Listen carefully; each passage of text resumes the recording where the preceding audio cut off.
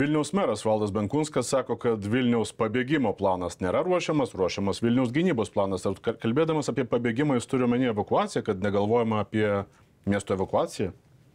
Šiaip keistas požiūris, nežinau, bent jau savivaldybės lygmenių, kaip turėtų būti sprendžiama šita problema, tai yra būtent apie civilių gyventojų saugumą. Tai šitos vietos mes turėtume kalbėti tiek apie evakuaciją arba kažkokią saugų prieglobstį, tuo atveju, jeigu ten, nežinau, būtų kažkoks bombardavimas ar kiti dalykai, mes turėtume užtikrinti, kad tie žmonės turėtų kur pasislėpti. Bent jau taip suprantu aš.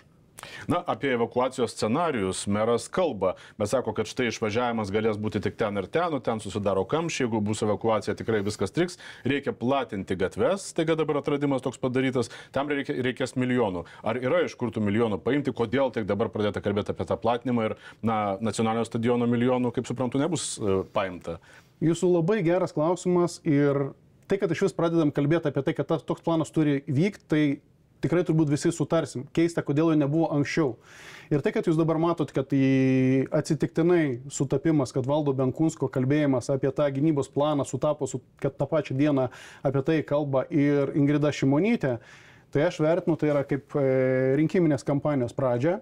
Tas pats Valdas Benkunskas buvo būtent jisai vienasmenis žmogus, kuris tvirtinant Vilniaus miesto savivaldybės biudžetą šiems metams atmetė visus pasiūlymus tiek opozicijos, tiek netgi savo partnerių, Laisvės partijos pasiūlymus didinti civilinės saugos skirtą biudžetą, kuris primenu šiuo metu sudaro tik apie 250 000 000 prie bendro biudžeto 1,5 milijardo eurų. Ta pati net miesto plėtros komitetas, kuris vadovaujamas Tomo Gulbino, tai yra būtent Laisvės partijos atstovo, jie bendrai nuo komiteto siūlė ruošti projektus, kaip platinti, ta prasme, ne tik, kad platinti paprastai kelius, o padaryti studijas, kaip reikėtų iš tikrųjų padaryti visą tos mazgus apie išvažiavimus iš miesto. Ir pats Valdas Benkunskas vienasmeniškai tokias iniciatyvas tarybos posėdžio metu blokavo. Jis paaiškino, kodėl blokavo?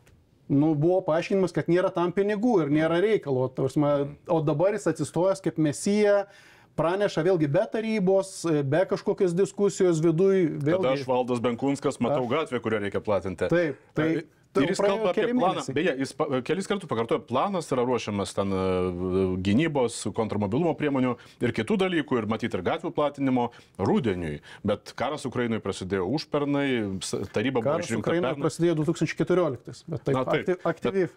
Savivaldybė išrinkta prieš 1,5 beveik metų, tai per tą laiką tik tai sumastė, kad planas bus rudenį. Tai kartuojas, aš manau, kad tai yra rinkiminės kampanijos pradžia, nes po to netgi, kai buvo patvirtintas miesto biudžetas, sausį, vasarį, kovą, kelių partijų iniciatyvą, komitetuose mes jau pradėjom klausinėti civilinės saugos skyriaus vadovų, ar iš vis yra toks planas. Pasirodo, tokio plano Vilniaus net neturėjo. Tai reiškia, meras Benkunskas iš tikrųjų apie metus vadovaujant neparūpino, kad toks planas būtų.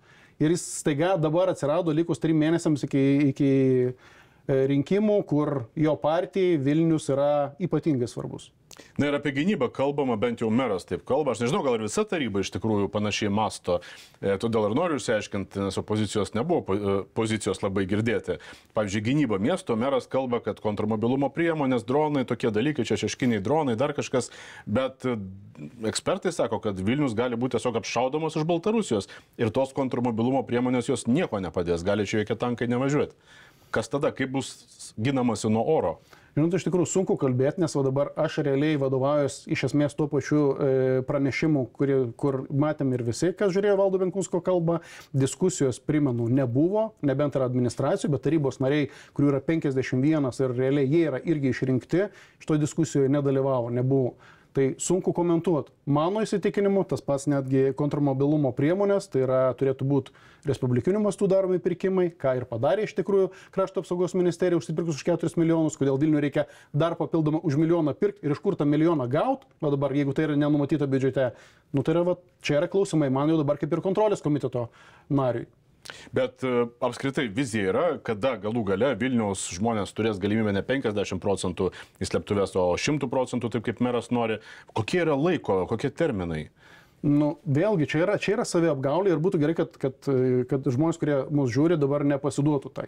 Nekalbam apie slėptuvės. slėptuvių nėra ir greičiausiai nebus. Slėptuvių tai yra dažniausiai organizuojama štabui arba tiem administracijai, kurie iš ten galės toliau vadovauti miestui. Kažkokios priedanga. Tai priedanga tai yra net požeminė perrenga. Tai priedanga tai yra daugiabučio rūsys, yra priedanga pas mus dabar suprantama. Ir vat mes praleidom padaryti kažkokį tarpinį variantą, ką daro skandinavai, kai naujiems pastatams ar mokyklos ar taip toliau jie rūsy daro įrenginėje, nes tada gaunasi panašu į slėptuvę, kai tu atvedi elektrą, vandenį, internetą, padarai 2 skirtingus išėjimus, sanmazgai ir taip toliau, kad žmonės tam galėtų iš tikrųjų ten pasislėpti, va taip kaip mes ir suprantam, paprastas žmogus slėptuvė.